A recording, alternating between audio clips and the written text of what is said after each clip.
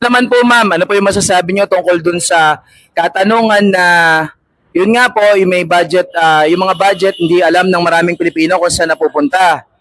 Ngayon, panawagan ni Pangulong Bongbong Marcos Jr. and Speaker Martin Romualdez na maging open po ito sa publiko, maging transparent. Kagaya nung halimbawa nung budget insertions ni Senate President Chis Escudero na nagkakalaga doon ng 142 billion. Sa pag ganito na yung proseso na magiging open na siya, so pwede nating malaman kung saan napupunta yung halimbawa yung ganong budget. So kayo po, ano po yung opinion nyo tungkol dito? Personally for me, I also agree with my classmate din na dapat talagang isa publiko itong mga ganitong process because whether we admit it or not, napakahirap talaga malaman kung saan talaga napupunta yung mga tax monies natin. Especially with the recent budget cuts to education, DepEd, and other departments of the government na parang bakit ganun yung naging process? Like, why was the budget cut for DepEd? Why was college funds cut? So, by allowing the public, the people, to see where their money is actually going to, makikita talaga natin na, okay, so sa ganyan na pupunta. So, we can actually be able to voice our opinions na, wait, bakit parang for us, hindi namin gusto na dyan napupunta yung budgets or yung tax monies natin.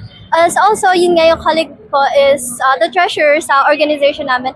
As her finance director din na parang so far, like, very sa organization namin na parang very important sa amin yung transparency na kitang-kita down to the peso, down to the centavo, dapat naka-allocate talaga ang funds namin sa tamang kung saan namin talaga inallocate siya in the first place. So, very strict ang org namin na parang dapat eksaktong ganito lang para sa ganitong bagay.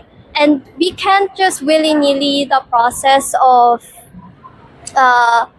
yun nga, pag-allocate ng funds. So, very transparent din kami sa org din namin na isa nga sa yun, pinaghihirapan namin is to ensure that the members or yung sa mga student bodies or outside ng student bodies, alam nila saan napupunta yung mga tuition fees nila sa kung anong student merch ba, kung saang events ba napupunta yung mga, kasi ang mahal din ng tuition fee namin. So imagine that on a national level.